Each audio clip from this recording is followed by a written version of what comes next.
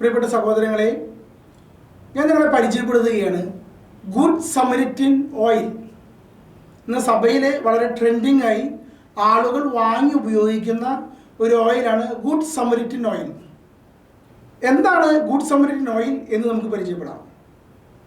2016 ലൂസിഡി Maria എന്ന കോസ്റ്റോറിക്കയിലെ പെൺകുട്ടിക്ക് മാതാവ് പ്രത്യക്ഷപ്പെട്ടിട്ട് പറഞ്ഞ ഒരു വിഷയമാണ് ഗുഡ് സമരിറ്റൻ ഓയിൽ. ഒലിവ് ഓയിലിൽ 5 തരം സുഗന്ധദ്രവ്യങ്ങൾ ചേർത്ത് ഉണ്ടാക്കുന്ന ഒരു തരം ഓയിലാണ് ഗുഡ് സമരിറ്റൻ ഓയിൽ. ഇതിനകം എന്നെ കേൾക്കുന്ന പലരും ഈ വിഷയം അറിയുകയും ആ ഓയിൽ ഉപയോഗിക്കുകയും ചെയ്യുന്നുണ്ടെന്ന് ഞാൻ മനസ്സിലാക്കുന്നത്. ഒരിക്കലും ഒരു സഹോദരി എന്നോട് വിളിച്ചു ചോദിക്കുകയാണ്, എന്താണ് ബ്രദറെ ഗുഡ് സമരിറ്റൻ ഓയിൽ എന്ന് ചോദിച്ചപ്പോഴാണ് ഞാൻ ഇതിനെക്കുറിച്ചുള്ള ഒരു ഗവേഷണം നടത്തിയത്. അപ്പോൾ ലൂസിഡി മരിയ എന്ന പെൺകുട്ടിക്ക് 2016 മാതാവ് പ്രത്യക്ഷപ്പെട്ട് നൽകിയ സന്ദേശം, ആ സന്ദേശത്തിലെ വിവിധങ്ങളായ രോഗങ്ങൾക്ക് സൗഖ്യദായകമായ വസ്തുതയാണ് ഗുഡ് സമരിറ്റൻ ഓയിൽ എന്ന് പറഞ്ഞുകൊണ്ടാണ് പരിചയപ്പെടുത്തിയിരിക്കുന്നത്. ഇതിന് ചരിത്രം കടന്നു വരുന്നത് യൂറോപ്പിൽ നൂറ്റാണ്ടുകൾക്ക് മുമ്പ് ഒരു പ്ലേഗ് എന്ന മഹാവ്യാധി പടർന്നു പിടിച്ചപ്പോൾ ഗുഡ് തീവ്സ് ഓയിൽ എന്ന ഓയിൽ ഉണ്ടാക്കി അത് ആളുകൾ പുരട്ടുവാൻ തുടങ്ങി. അത് ഇപ്രകാരം തന്നെ ഉണ്ടാക്കുന്നത് ഒലിവെണ്ണയിൽ 5 തരം സുഗന്ധദ്രവ്യങ്ങൾ ചേർത്തുകൊണ്ട് ഉണ്ടാക്കുന്ന ഓയിലാണ്. അതിന് പ്രത്യേകം കാരണമുണ്ടായിരുന്നു. ഗുഡ് തീവ്സ് ഓയിൽ എന്നാണ് പറയുന്നത്, നല്ല കള്ളൻ്റെ ഓയിൽ എന്നാണ് പറയുന്നത്. ആ കാലഘട്ടങ്ങളിൽ പ്ലേഗ് പടർന്നു പിടിക്കുമ്പോൾ രോഗിലേപനം നൽകാൻ പലപ്പോഴും വൈദികർക്ക് പറ്റാതെ വരുമ്പോൾ വൈദികർ ആശീർവദിച്ച് നൽകുന്ന ഈ തൈലം പുരട്ടിയിട്ടാണ് അവർ സൗഖ്യം നേടാൻ പ്രാർത്ഥിച്ചിരുന്നത്. അപ്പോൾ അതിലൂടെ അനേകം സൗഖ്യങ്ങൾ സംഭവിച്ചു എന്നുള്ള ചരിത്ര പശ്ചാത്തലം കൂടി ഉണ്ടായിരിക്കുമ്പോഴാണ് അതിന് മറ്റൊരു രീതിയിൽ ഗുഡ് സമരിറ്റൻ ഓയിൽ എന്ന് പറഞ്ഞുകൊണ്ട് ഈ കടന്നു വരാൻ പോകുന്ന വലിയ രോഗങ്ങൾക്കും എല്ലാം ഔഷധമായിക്കൊണ്ട് മാതാവ് പ്രത്യക്ഷപ്പെട്ട് നൽകി എന്ന രീതിയിൽ പ്രചരിക്കുന്ന ഗുഡ് സമരിറ്റൻ ഓയിൽ.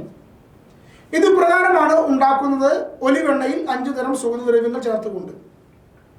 പ്രിയപ്പെട്ട സഹോദരങ്ങളെ, നമ്മുടെ സഭയിൽ 3 തരം തൈലാഭിഷേക ശുശ്രൂഷകളുണ്ട്.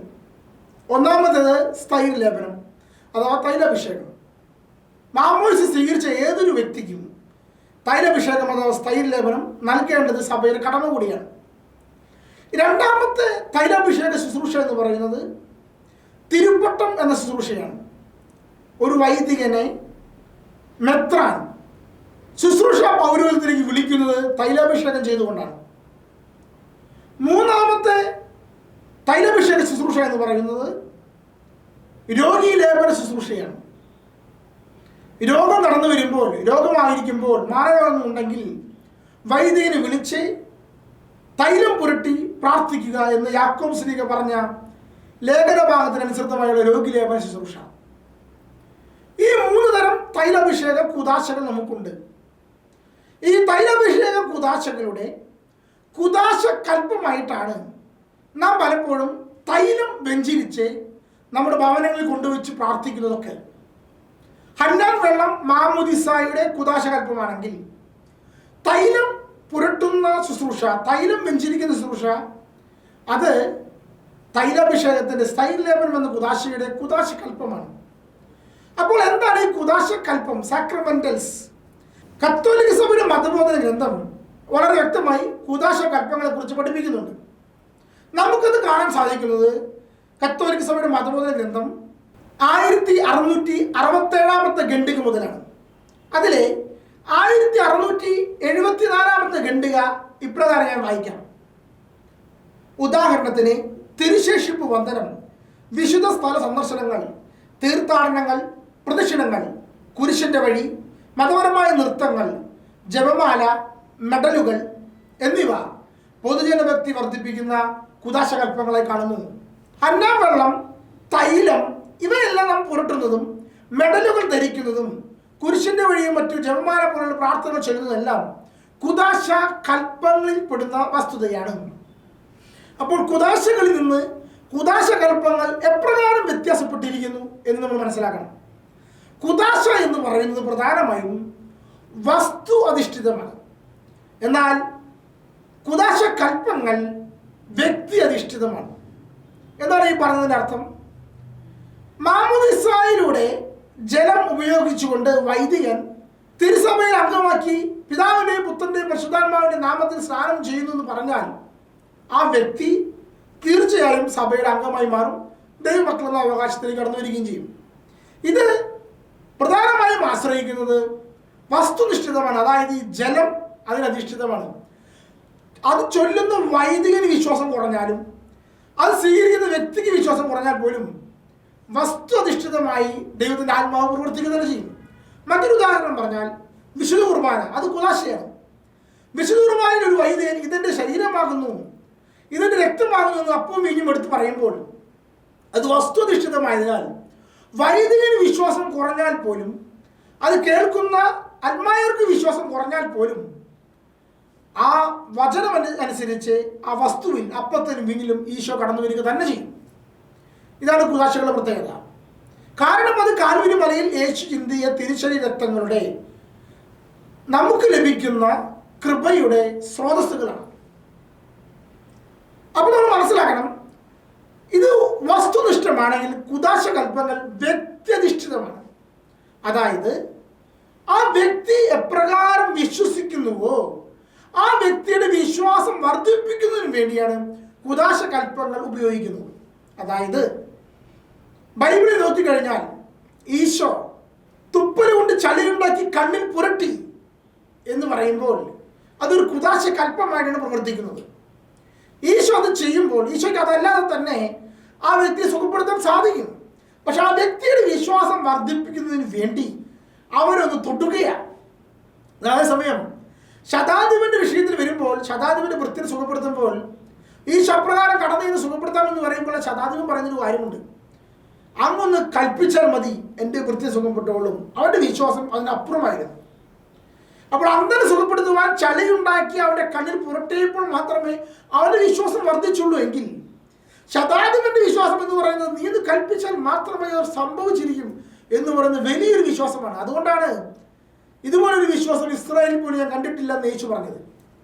അപ്പൊ ഇതുപോലെ വിശ്വാസം വർദ്ധിപ്പിക്കുന്നതിന് വേണ്ടി മാമോദിസയിലൂടെ നമുക്ക് ലഭിച്ചിരിക്കുന്ന കൃപാവരം നമ്മെ ഓർമ്മിപ്പിക്കുന്നതിനും ശക്തിപ്പെടുന്നതിനും വേണ്ടിയാണ് ഹന്നാന്റെ വെള്ളം നമ്മൾ ദേവാലയത്തിൽ പ്രവേശിക്കുമ്പോൾ നാം സ്വയം പുരട്ടുന്നത്.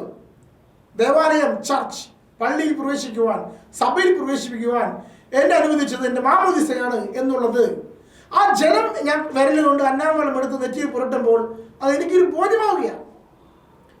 ഇത് ഞാൻ പറയാൻ കാരണം ശുശ്രൂഷ, തൈലം വെഞ്ചരിക്കുന്ന ശുശ്രൂഷ, ആ ശുശ്രൂഷ പ്രത്യേകമായ ഒരു മാജിക്കിന് വേണ്ടിയുള്ളതല്ല.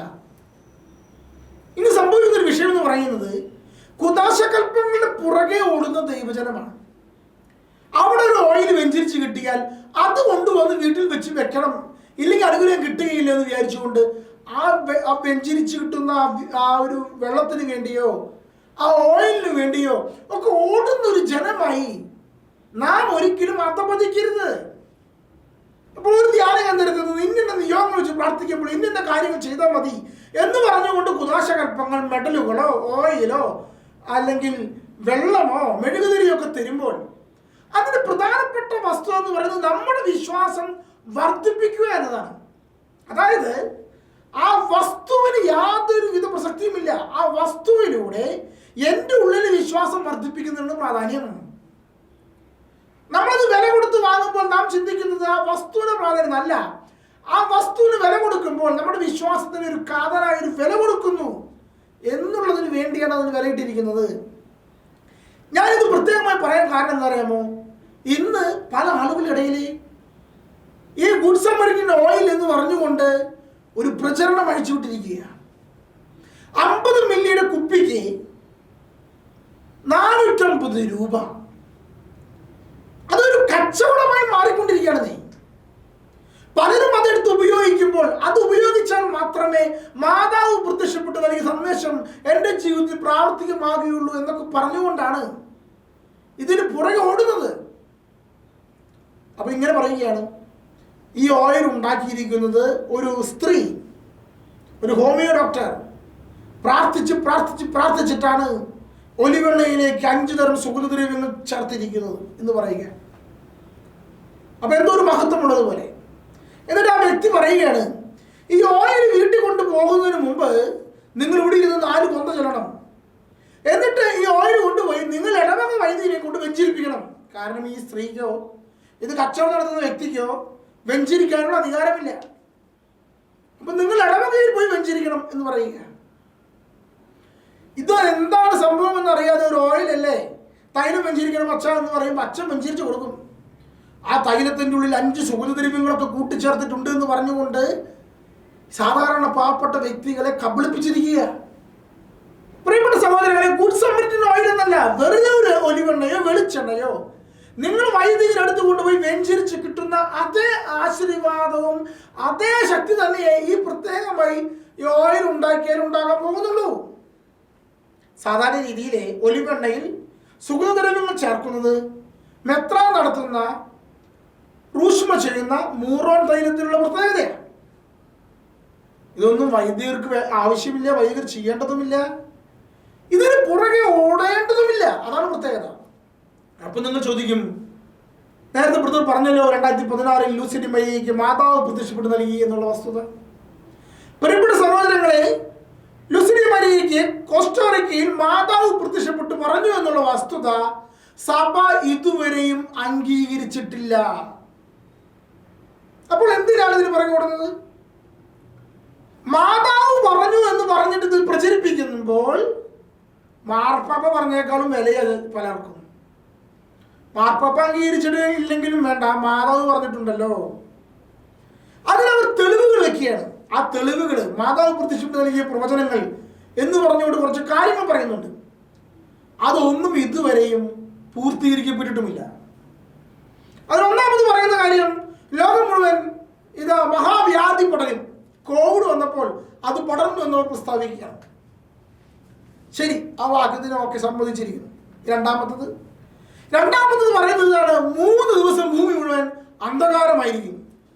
ഇമ്പോസിബിൾ. അങ്ങനെയാണെങ്കിൽ ലോകാവസാനം ഉറപ്പാണ്. ഒന്നുകിൽ അത് ലോകാവസാനം ആകാതെ 3 ദിവസം ഇരുട്ടാണെങ്കിൽ കാർമേഘം ഭൂമി മുഴുവൻ നിറഞ്ഞു നിൽക്കണം. എങ്കിൽ മാത്രമേ 3 ദിവസം ഇരുട്ടാവുകയുള്ളൂ. സൂര്യൻ അവിടെ നിൽക്കുകയാണെങ്കിൽ, ഭൂമി ഇവിടെ നിൽക്കുകയാണെങ്കിൽ, കറക്കം നിൽക്കുകയാണെങ്കിൽ തീർച്ചയായും മറ്റു ഭൂഗോളങ്ങൾ എല്ലാം ഭൂമിയിൽ വന്ന് വീഴും. മറ്റു ഗോളങ്ങൾ, അത് ഉൽക്കകളൊക്കെ വന്ന് വീഴും. ഭൂഗുരുത്വാകർഷണം നിന്നു എന്നാണ് പറയുന്നതിനർത്ഥം.